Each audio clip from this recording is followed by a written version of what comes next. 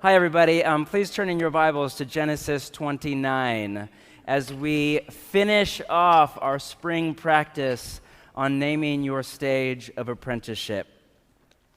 Just a reminder that we do have recommended reading to go along with our teaching and practice. For those of you heading out on summer vacation, I am tomorrow off to the Oregon coast, and if you're anything like me, you bring along a pile of books, or at least a book, maybe. I say that in faith over your life. Some great recommended reading on that. Next week, we are back in the Gospel of Matthew. You're in good hands. While I'm away, we have a few very special guests coming in to teach from that biography. But today, we come to the end of our spring practice. It is technically still spring, believe it or not, in spite of the 90-degree weather, until, Thursday? Friday? I don't know, sometime this week. We're about to hit summer solstice, but let's not mourn that yet, all right? In the meantime, it's late. Yeah, you know how I think. Sorry. But if you are just kind of new or stepping into our conversation, the basic idea for the last month or two has been around this concept of stage theory, which is an attempt at spiritual cartography, an attempt to map out the journey of apprenticeship to Jesus over a lifetime. At the beginning of our practice, we said that stage theory is a synthesis of biblical theology, church tradition, and the best of the human sciences, in particular psychology from a Jesus perspective. Due to that, our teaching has been a little heavier on the inner dynamics of the soul than on biblical theology. And the main reason is not because we don't adore the Bible, but because the writers of the Bible teach stage theory not with an academic essay or an infographic with a linear timeline on a slide, but in the form of biography. They just tell the stories of men and women who follow God over a lifetime and expect you and me, the reader, to pay close attention and notice the patterns of the living God's work with and in the human soul from birth to death. So we thought it would be fun to end with a case study from the Bible. Not only that, but maybe this is the Spirit of God in me. I think it is. This was my morning devotion about a month ago in my read through the Bible in a year. But this could also just be me the day before vacation feeling a little spunky, all right? So time will tell. But I thought it would be fun to do it from a story in the Old Testament that most of us read and cringe, if we read it at all, and we're more likely to skip over it and act as if it's not in the Bible. Like, you know those stories in the Bible where you're like, that's just not good for the Jesus PR machine? Like, I don't know what's going on in that story, but at face value reading, it doesn't feel right to me. Let's read one like that. That actually, I think, is not only literary and thoughtful and subtle and will really make you think, but I actually think there's a whole lot of raw power in the story. Genesis 29, for those of you that are new to the Bible, to catch you up on this story of Genesis and the Old Testament so far, in Genesis 1, God creates the world and then human beings to rule over it. But in Genesis 3, they abuse all of their free will and with it the power and authority put into their hands by God, and it kind of everything goes belly up, and sin is like a cancer. It just spreads through humanity like a disease. So in Genesis 12, God calls Abraham, this father, to restart the human project. And he makes Abraham a promise, quote, all peoples on earth will be blessed through you and your offspring. The word for offspring in Hebrew is literally your seed. Through you and your family line will somehow come about the healing and salvation of all humanity. From there, basically from Genesis 12 all the way to the right, the writers of the Bible tell the story of God's fidelity to that promise in spite of Israel's infidelity time after time after time, and tell the story from Abraham to his son Isaac to his two sons Jacob and Esau all the way down to Jesus of Nazareth, who is the end of that story. Now, we pick up the story in chapter 29 right after a falling out between Jacob and his older brother Esau. Jacob is on the run. He goes back to his ancestral village, one, to escape the violent retribution of his brother, and two, to marry. Let's read from verse 15. After Jacob had stayed with him, his uncle Laban, kind of a distant relative, for a whole month, Laban said to him, just because you are a relative of mine, should you work for me for nothing? Tell me what your wages should be. If only every employer said that. Now, Laban had 2 daughters. The name of the elder one was Leah, and the name of the younger was Rachel. Leah had weak eyes. Now, weak eyes was a Hebrew idiom that was a gracious way of saying she did not fit the cultural standard of beauty, or in plain language, she was ugly. But Rachel had a lovely figure and was beautiful, the both and. Now, Jacob was ahead of his time, and so he was all about Leah because of her IQ, her inner character, and he was all about the empowerment of women in the ancient world. No, not at all. Jacob, just wait. Jacob was in love with Rachel. And he said, I'll work for you for 7 years in return for your younger daughter, Rachel. He comes in with no bride price, ancient world. Marriage is a part of the economy, not just in a repressive way, in a utilitarian way. And he has no dowry to offer, and so here, let me work for you for 7 years. Laban, 19, said, it's better that I give her to you than to some other man. Classic father-in-law line right there. I guess it's better than you than some other guy. Stay here with me.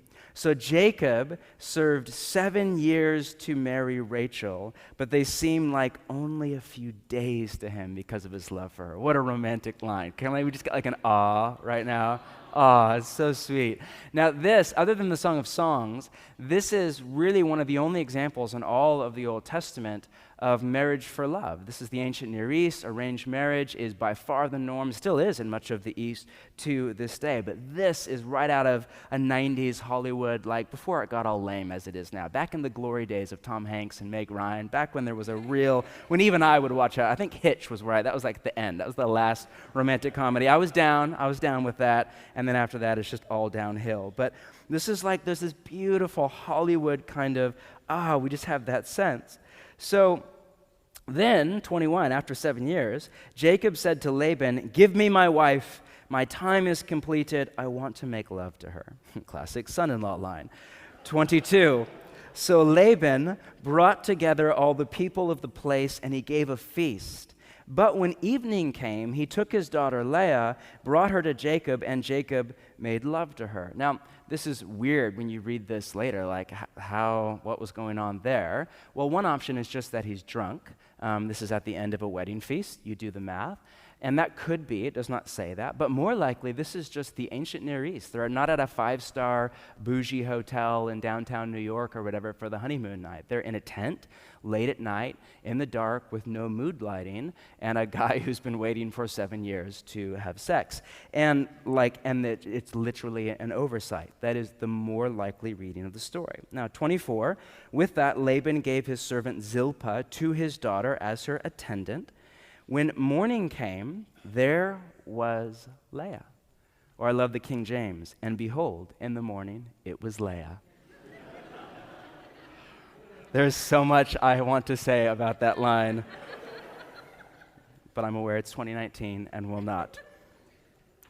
So Jacob said to Laban, what is this you have done to me? I served you for Rachel, didn't I? Why have you deceived me? Now, this is an Hebrew, this is a literary example of irony. Anybody know what Jacob's name means? Deceiver.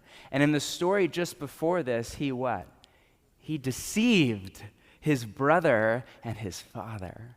So now the idea is that the deceiver is deceived, the trickster is tricked. This is irony.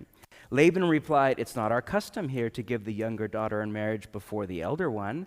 Finish this daughter's bridal week, then we will give you the younger one also in return for another 7 years of work. Got you. Now you're stuck. You're in debt if you want to marry your love. And Jacob did so. He finished the week with Leah, and then Laban gave him his daughter Rachel to be his wife. Laban gave his servant Bilhah to his daughter Rachel as her attendant. Jacob made love to Rachel also, and his love for Rachel was greater than his love for Leah. And he worked for Laban another 7 years. Now, most people stop reading the story right here for reasons that are about to become clear. But this is the closest thing to a Hollywood ending. Now, to get that Hollywood ending, you have to just ignore any emotional resonance and empathy that you have for Leah in the story.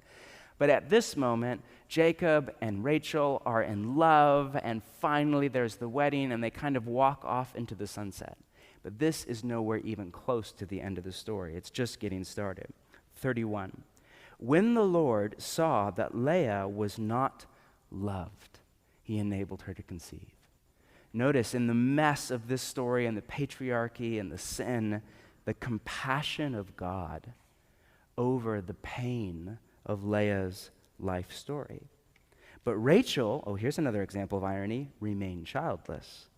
Now Leah became pregnant and gave birth to a son. She named him Reuben, for she said, "It is because the Lord has seen my misery. Surely my husband will love me now." Reuben is a play on words in Hebrew. It sounds like the Hebrew word for misery. How would you like that to be your name? What's your name? It's kind of like Miseru, or what? I don't know. We have no equivalent for that, but it's kind of like misery. Again, surely he'll love me now. Now I have borne him a son. Now my husband will love me. She conceived again, 33, and when she gave birth to a son, she said, "Because the Lord heard that I am not loved, he gave me this one too." So she named him Simeon, which means he hears me. God hears me. Again she conceived, and when she gave birth to a son, she said, "Now at last my husband will become attached to me, because I borne him not one, not two, but 3 sons." So she named him Levi. Levi means attached. She conceived again, and when she gave birth to a son, she said, "Okay, this time I will praise the Lord." So she named him Judah, which means praise. Then she stopped having children. Now, when Rachel saw that she was not bearing Jacob any children, she became jealous of her sister. Again, notice the irony. Here is the beauty queen who has it all together, and she is jealous of her sister. So she said to Jacob, "Give me children or I'll die." On one level, that's just a little bit dramatic. But on the other, that just goes to show that like the depth of her pain and her wound, just what a heartache this was for her. Now Jacob became angry with her. Notice that, the love of his life. And he said, "Am I in the place of God who has kept you from having children?" Right? You're angry with me. I'm not God. I'm not your body. I'm not fate. This is way outside of my control.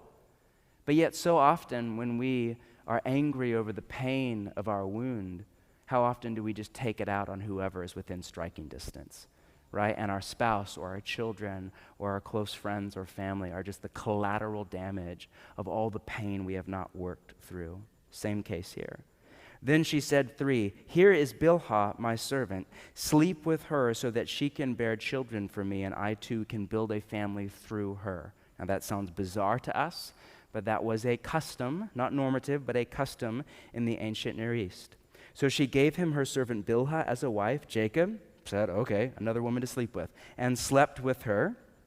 And she became pregnant and bore him a son. Then Rachel said, "God has vindicated me, for he listened to my plea or my prayer and gave me a son." Because of this, she named him Dan, which means vindication.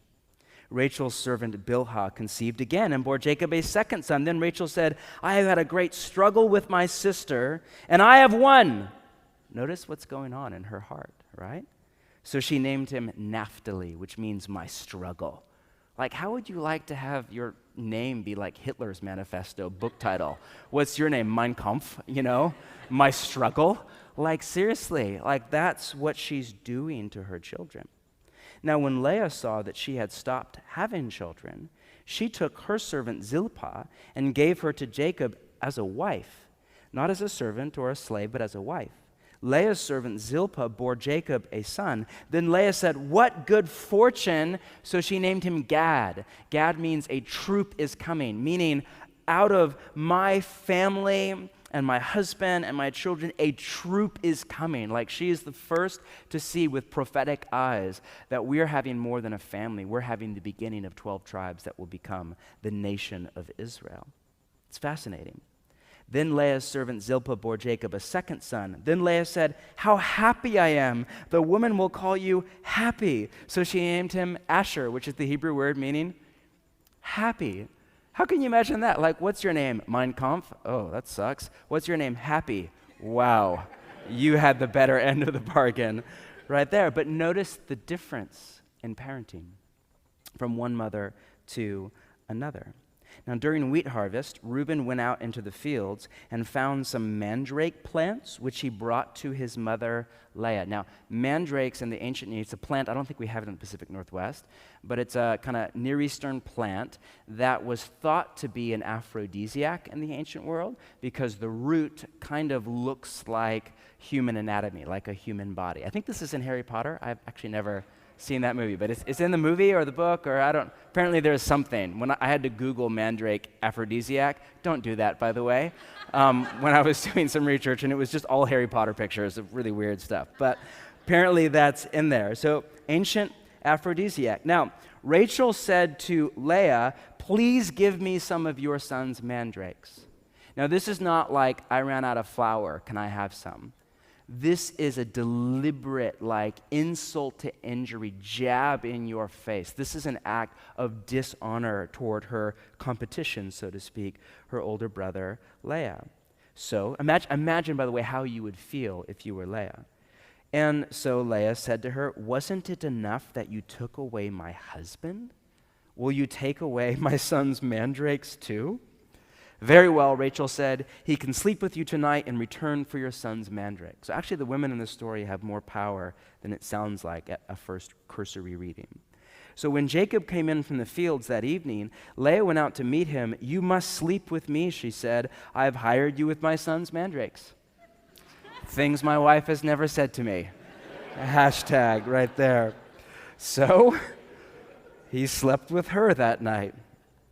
By the way, any of you think the Old Testament is boring? This is there's more sex in this than anything on HBO. I don't watch Game of Thrones, but I don't know what it could hold to this, right? This is just crazy. God listened to Leah, and she became pregnant and bore Jacob a fifth son. Then Leah said, God has rewarded me for giving my servant to my husband. So she named him Issachar, which means, or it sounds like the Hebrew word for reward. My son is my reward. Leah conceived again and bore Jacob a sixth son. Then Leah said, God has presented me with a precious, what? Gift. This time my husband will treat me, notice, not with love, but with honor. Different concept. Because I have borne him 6 sons. She named him Zebulun, which means honor. Sometime later, she gave birth to a daughter and named her Dinah. More, that's for later in the story. Then God remembered Rachel. He listened to her and enabled her to conceive. She became pregnant and gave birth to a son. So again, in all of the mess, dysfunction, immaturity, addiction, it's just a daytime soap mess. God is there in all of it. And notice the compassion of God over Rachel's pain as well. And she said, God has taken away my disgrace. She named him Joseph, which means in Hebrew, may he add. And she said, may the Lord add to me another son. Okay, one is fine, but I need another. May he add to me another son. Now, there's kind of a long break in the story where the family goes back. Turn over with me to chapter 35. We're just about done. To the end of the story. Chapter 35, let's pick it up in verse 16. Then this is the kind of extended family, moved on from Bethel to go back home. While they were still some distance from Ephrath, Rachel began to give birth and had great difficulty. So she's pregnant yet again with her second child.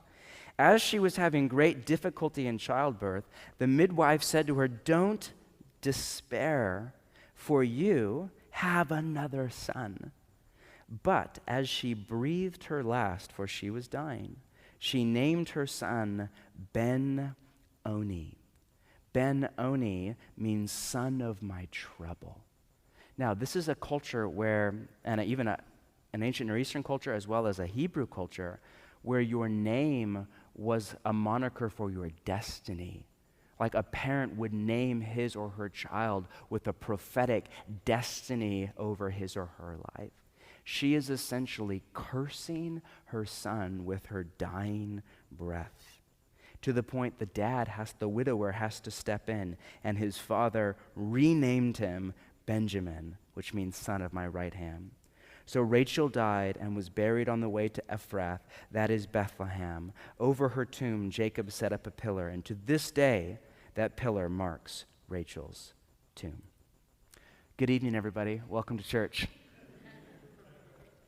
Now, if you're sitting here thinking, with that cynic in your mind's eye that we all have, at least in this city, what in the world does this pre-modern, misogynistic, quasi-incestual story about patriarchy and sex and family power dynamics and sibling rivalry, story that is basically the ancient Hebrew version of The Handmaid's Tale, what does any of that have to do with the spiritual journey, much less the way of Jesus? How is a story like this anything other than yet one more example that we need to move on from the violence and patriarchy and mess that is the Old Testament?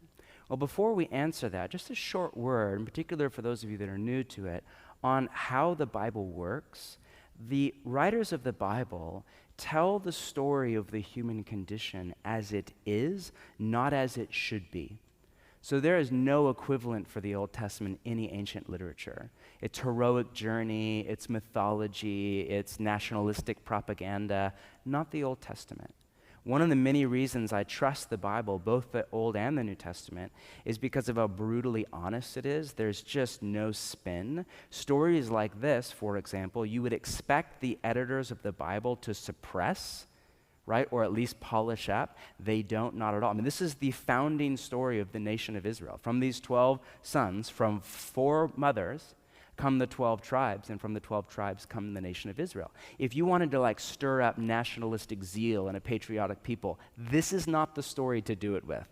And by no standard, by no culture, by no moment in history. The writers of the Bible air the dirty laundry of the people of God for anybody to come along and read. But in stories like this, we see what scholars call a theology of accommodation. Meaning, what they mean by that is time after time, God accommodates himself to meet people where they are, not where they should be. And from there, slowly but surely, he moves them forward toward maturity in Jesus and the kingdom of God. This is by far the best way to read the Old Testament and all the stuff that we cringe over, not just the treatment of women, but slavery and violence and religious genocide and pre-scientific ideas over and over. This is God's way with humanity and the human soul. He accommodates himself to people's idolatry and immorality and ignorance to move them forward toward Jesus and into his kingdom. In fact, most of the things that we read in the Old Testament and think of as just woefully so embarrassing and how behind it is, that's because we're reading this in 2019 in a Western society that much of which is the inheritance of the way of Jesus. If you read this over against the backdrop of ancient Near Eastern culture, pretty much everything that God does in the story is radically ahead of the time. Not by a few decades, most of the time by a few millennia. Unless we judge God for his compassionate treatment of people who are patriarchal or sexist or immoral or whatever, and it's fascinating how our city and our culture is becoming less and less compassionate in spite of all the talk about tolerance and more judgmental. Lest we judge God for his compassionate treatment, this is good news. This is gospel. This is exactly what God does with you and with me. He accommodates himself to meet you and I where we are at, not where we should be. And thank God for that. Thank God that he doesn't wait until I get my act together and then meet me and take me forward. He meets me in my prejudice. He meets me in my greed. He meets me in my lust. He meets me in my pride. He meets me in my ignorance. He meets me in my immaturity. He meets me in my emotional unhealth. He meets me where I am in the human condition. And through Jesus and by the gospel of the kingdom, he moves you and me forward into Jesus' vision of life in the kingdom. That said, there's all sorts of ways of reading this story. One way of reading it is as an expose of Jacob and patriarchy and all about the ancient Near Eastern world. And that's fine. The problem is Jacob actually isn't the main character in this story. You would expect that. It's Abraham, Isaac, Jacob, 12 sons. But actually, you know who gets a lot more real estate than Jacob is who? Yeah, the two sisters, Leah and Rachel. Another way of reading the story is as a compare and contrast between two sisters. So let's just think about it through that lens for a few minutes. If you factor in kind of, X number of years per breastfeeding and a few other details in the story, this story that we just read takes place over about 30 or 40 years. So in it, we see the two halves of life, in the language of our spring practice, on display. A few thoughts on that. First, both women get wounded by life. For Leah, it's pretty early on. For Rachel, it's a bit later. But both women get hurt by just the reality of life. For Leah, it's not just that she doesn't match the cultural standard of beauty. It's far deeper than that. It's that she's unloved by her husband, and worse, she's unwanted. She is literally a debt to pay off for her husband to sleep with another woman. And then her little sister, who is the beauty queen of the family, you can imagine she would rub that in, right, is the one that her husband is in love with, to add insult to injury. Can you imagine, the pain of it? Even me as a man in the modern, I'm like, man, dang. Can you imagine the pain of that? For Rachel, it's that she's infertile in a society where a woman's role, there's oppressive examples of this, and there's not at all oppressive examples where it's an honor thing. Her role was to bear children, to continue the family line. This is an agrarian and pastoral society. It's not a knowledge economy. You don't go get a job in advertising. Your goal as a family to increase your family's honor and with it wealth is more sheep and more field and all of that. And for that, you need as many children as possible, in particular sons, to work out in the field. So the more children, in particular, the more sons that a woman brought into a marriage or a family, the more honor she was held in. Now, again, set aside right or wrong and all of that, how we read that through our eyes. Just set that aside. This is her wound. This is no small deal. This is not I'll just really focus on my career instead.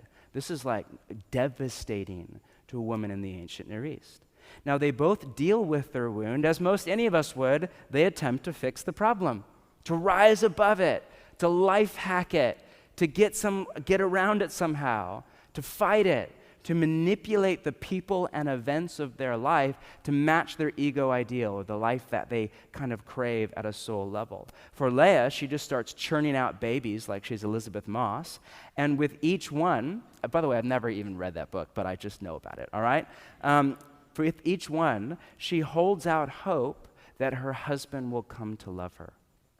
Son number one, Reuben, quote, "Surely my husband will love me now, because look what I've done to heal the wound. Look what I've done to make my husband love me. I gave birth to a son." But it doesn't work. Son two, Simeon, quote, "Because the Lord heard that I am not loved, he gave me this one too." Meaning, translation, if I can't find fulfillment and healing of my wound through my marriage, maybe I can find it through my children. Sound familiar at all? You know anything about marriage dynamics, family dynamics, inner psychology of that? This is a shift that many parents, and in particular mothers, make when a marriage is unwell or unhealthy. From searching for fulfillment and healing of a wound in a marriage or in a man to searching for it in a child, which is just stifling and suffocating for the child. Never ends well. Son number three, Levi. "Now at last my husband will become attached to me because I have borne him 3 sons." So notice, she just can't quite let go of her desire to be loved by her husband, which of course makes sense. For Rachel, she can't have a baby. That's not an option for her. So she has to manipulate everybody around her, manipulate her sister to get the aphrodisiac, manipulate her husband to sleep with her servant Bilhah. She has to fight the reality of her wound tooth and claw, even if that means she has to wound other people in the process. Can you imagine if you're Bilhah, what that would have felt like? The collateral damage of a marriage gone awry. In the end, both of them fail in their attempt to fix the essential problem of their life. But notice they both handle their failure very differently. Leah accepts her wound as a part of her story. She names son number 4 Judah, which means praise. And what does she say?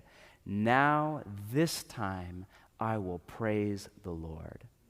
Man, from a literary perspective, the writer of this story, that's like glaring and obvious. That's a way of saying she accepts her wound. She makes peace with the pain and the disappointment of her biography. I will never be loved by my husband in the way that I want. I will never have my sister's body. I will never have my dream come true. Because there's no way around that one. And so she just does not fight or cajole or strive or scream at heaven or manipulate or wound. She finds a way to live a happy, joyful, grateful life, even though the script of her biography is not what she wanted. Rachel, on the other hand, does not. She fights reality to the bitter end. For her, life is a competition. Verse 7, I have had a great struggle with my sister, and I have won, and this is my son named my struggle. Notice the irony of that statement. First off, it's not a competition. Last time I checked. Secondly, if it was, she won early on.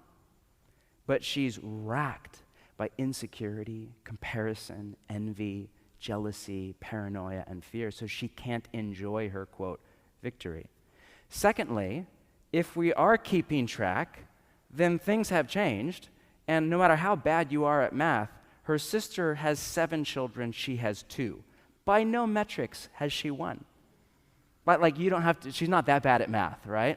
By no metrics has she won. The point here, from a literary perspective, is she can't accept reality.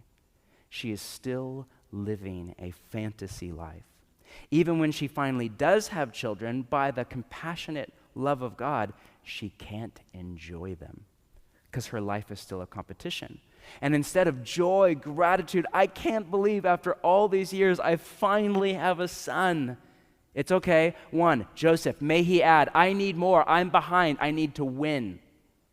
She can't enjoy the child who is right in front of her. Her wealth is not enough. Her privilege is not enough. Her beauty is enough. Her romantic dream marriage is not enough. Her child is not enough. Her life is not enough. Joseph, may he add. She dies cursing her son, wreaking havoc for generations to come. What happens to Leah? After she accepts her wound, after that shift with Judah, now I will praise the Lord. Everything that comes after that for her is gift. She names her next son Gad. What good fortune. The next son Asher, meaning happy, and says, how happy I am. And as weird as it sounds to our late modern Western mind, in the moral ecology, and this is really weird to bend your mind around, but in the moral ecology of the ancient Near East, giving her servant to Joseph, not a slave, but a servant, to her husband as another wife was actually an act of self-sacrificial love. As messed up as that is, that's what the heart motivation was. We see that when she names her next son, who's biological, Issachar, and says, God has rewarded me for giving my servant to my husband, end quote. Meaning she did what she did, not for the same reason as her sister, not out of competition, but out of love for her husband and the family line. She is not living for herself anymore, but for others. And then she has another biological son, names him Zebulun, which means honor. And then she says something fascinating in verse 19. God has presented me with a precious gift. This time my husband will treat me with honor. Romantic love is not an option for me. Honor from a life of love, that is. Notice her value set is all changed with age. Meaning, after she makes peace with her wound, all of her life becomes a gift.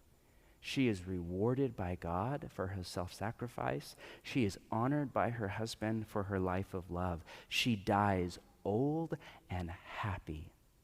And to this day, every Sabbath in an Orthodox Jewish home, her name is used in a blessing where the mother blesses the daughters in the home. May the Lord make you like Leah.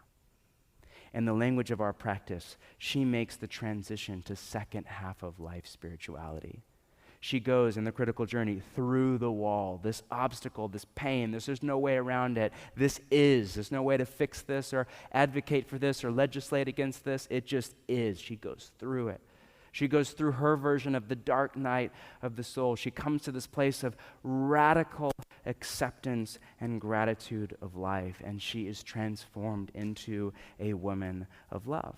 But that's not even the best part of the story. The best part of the story is that from Judah, the child that from a literary perspective, number 4, is symbolic of the shift in the inner dynamics of her heart to a life of radical acceptance. From Judah, which is symbolic of her wound, from him comes the tribe of Judah, and from the tribe of Judah comes the Lion of the tribe of Judah, the long-awaited Messiah, not only of Israel, but of the world, that we to this day follow as Jesus of Nazareth. Put another way, God used Leah's acceptance of the pain of her life to bring about the healing and salvation of the world. Come on. Now, what happens to Leah? To Rachel. She never makes peace with her wound. Her life is competition, struggle, war, envy, jealousy, discontentment. She becomes a manipulator, manipulates her husband, her sister, her servant, causing more and more. She just passes down her wound to the next generation.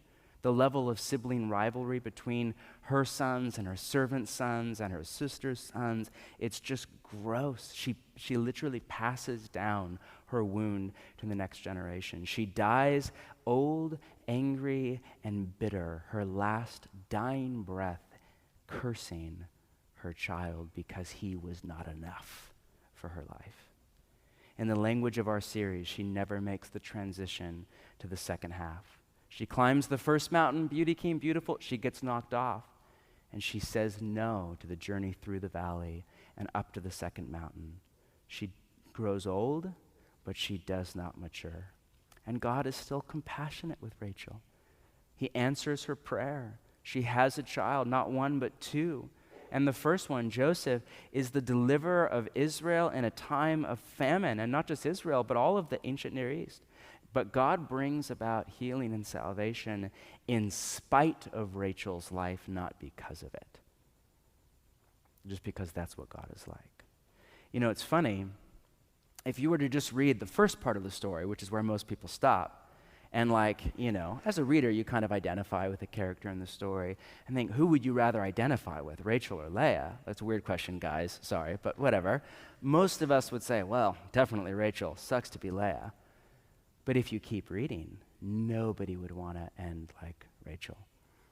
I don't care how beautiful she was. Nobody would want to end angry and bitter and alone.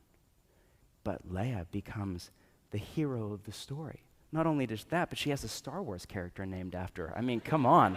How much better can it get than that? All because she said yes to the spiritual journey into the second half of life.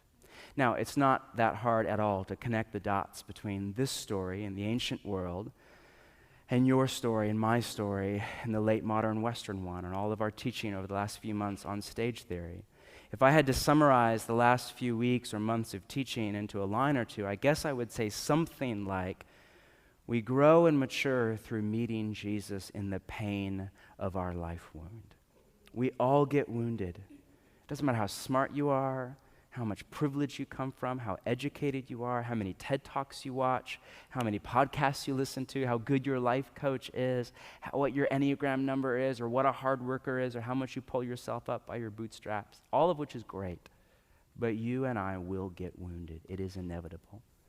Life is pain, Princess Bride, which is clearly an inspired movie, right? But it's the pain of our wound that has the greatest potential to grow and mature us into Christ-like love and joy and peace. that then overflows in generativity for the good of the world. Ironically, in the West, and in particular in the US, since the Enlightenment, we've basically built our society around that simple formula for a happy life that goes back to John Stuart Mill and other Enlightenment philosophers of, minimize pain, maximize pleasure. But it just doesn't work very well for all sorts of reasons, even if you have enough privilege to attempt that. It doesn't work because the happy life is less of a what and more of a who. It's less about what does or does not happen to us, and it's more about who we become. Do we grow into the kind of people who are marked by the inner disposition of Jesus, of love and of joy and of peace? Or do we devolve and deform into the kind of people who are marked by anger and resentment and cynicism and envy and really live in emotional and relational bondage, not freedom? Nobody has ever told me that their inner man or woman was transformed to Christ-like love by pleasure. Lots of people have said that about pain. I mean, think about it. Has anybody ever said to you, you know what really transformed my life? That vacation to Hawaii. It was the turning point in Christ-likeness for me, Or man, what made you such a compassionate person? Oh, when I got rich, that was it. Wealth was just what made me such a compassionate person. No, I've never, maybe you, I have never heard anybody say anything remotely like that. But I hear all the time about how somebody's pain or wound of the life story became the catalyst not only for a life of love, but more than that, for a life of contribution to the healing and salvation of the world. I was reading an interview just a few days ago in Inc. magazine with the writer Benjamin Hardy on his decision to adopt 3 kids out of the foster care system, and he had this line, quote, "A life of ease is not the pathway to growth and happiness. On the contrary, a life of ease is how you get stuck and confused in life." That same day, I read an article about Morse code and Samuel Morse, who that's named after, who was the inventor of the telegraph, which is, of course, the precursor to all modern telecommunications, from text messaging to FaceTime. And the backstory was, and forgive me on the details here, but he was on a business trip, I think down to New York City, and while he was away, his wife got sick, and a message was sent. By the time he got back home, his wife had died and been put in the ground, and the funeral was over. And he was just devastated. But that became the catalyst for him to go on and invent the technology that makes it possible for you to FaceTime with your dad in Naples or wherever he is, this afternoon on Father's Day. It was that. And that got me thinking, I know so many people who are in a vocation, meaning not just a job or a career, which is great, but have a sense of vocation, of this is my calling in life, whether it is a paid thing or they don't get paid for it. It's what they do as a ministry or as a volunteer or a friend, whatever. Pretty much to a T, the vast majority of them come into that vocation through pain. It's because of my father wound. It's because my little sister died when I was 7. It's because my brother became a drug addict when I was 17. It's because of divorce. It's because of this bad church experience. It's because nobody ever told me about this and everybody needs to know. It's almost always because of pain. I think of my own story. The things is I'm turned 39 a few days ago, and so 40 is looming large on the horizon.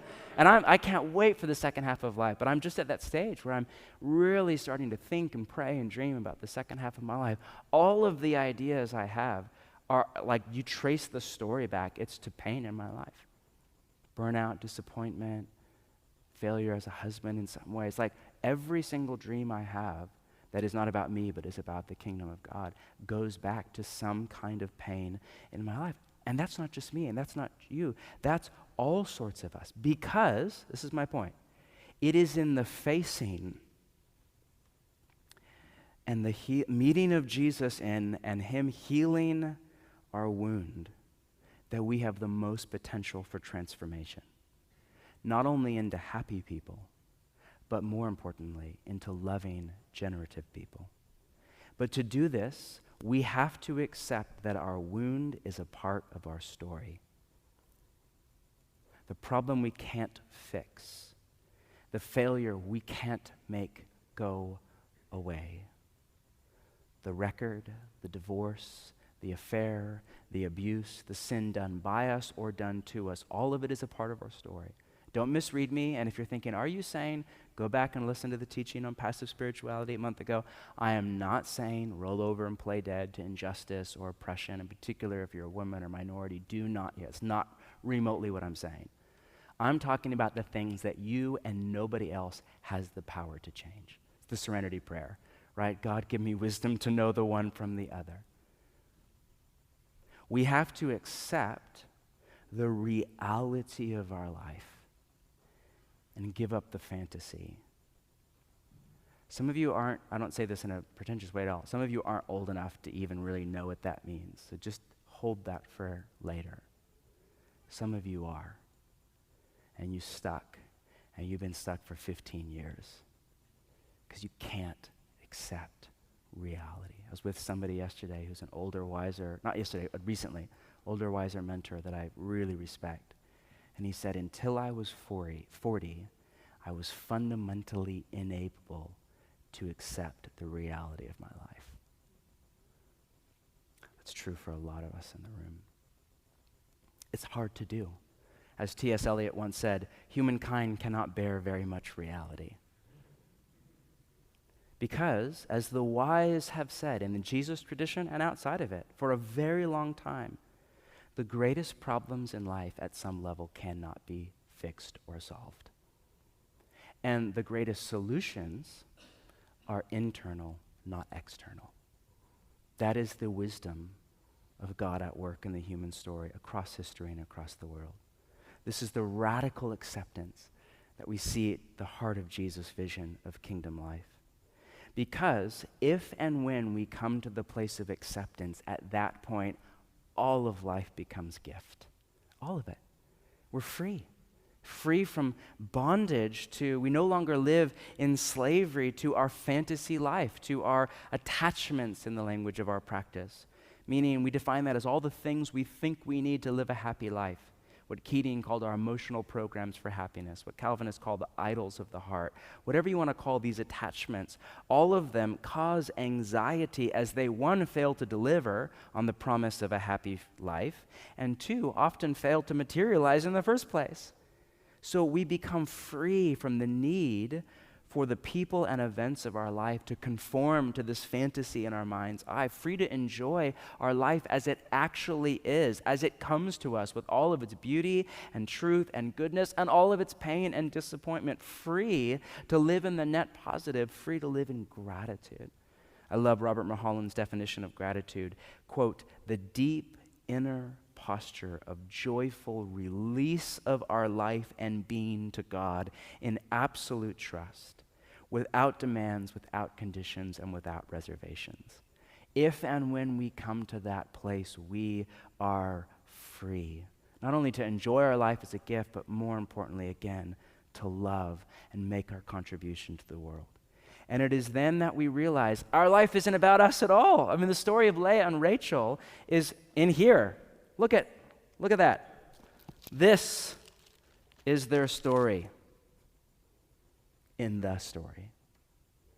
Their story is about a much larger story the Bible tells, not only about Israel, but about the creation and fall and healing and salvation of humanity as a whole, down through human history. The story is not just in here to teach you and I a moral lesson. Goodness gracious. Certain grade schoolers should not even be allowed to read this story. It's in here, more importantly, to teach you and I where Jesus the Messiah comes from Israel, who comes from 12 tribes, who come from Leah's wound and Rachel's sin and Jacob's mistake and Abraham's willingness to say yes to the spiritual journey, and above all from the fidelity of the compassionate God to the promise that he made thousands of years ago. Go to a land that I will show you, I will bless you, and all nations on earth will be blessed through you. This story isn't about Leah at all, but about what God was doing in and through Jesus to bless the world. In the same way, the spiritual journey that I are invited by Jesus to go on isn't about our pain, isn't just about our pain and how we come to a happy life, or even how we become more loving people.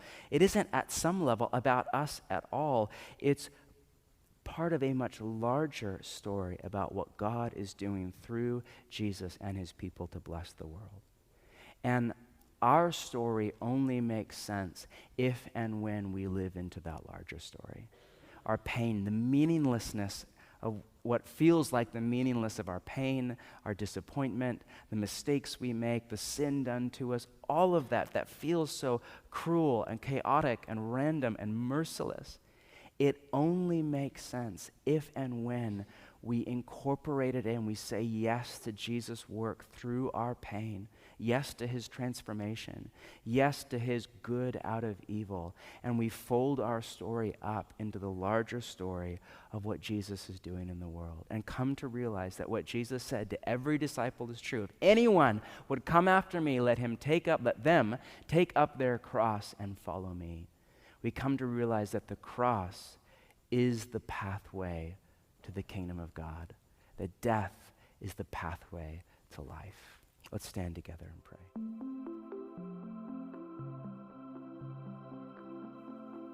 Thank you for listening to the Bridgetown Church podcast. We are in the middle of a year-long capital campaign to raise money to buy a building on the inner core, an old, beautiful, historic church building about a mile from where we meet right now. If you have been blessed at all by this podcast and would like to give to that over and above your regular giving to your church, wherever you call home, we would love to have you participate in that. Feel free to visit bridgetown.church/give for more information. Thanks for listening.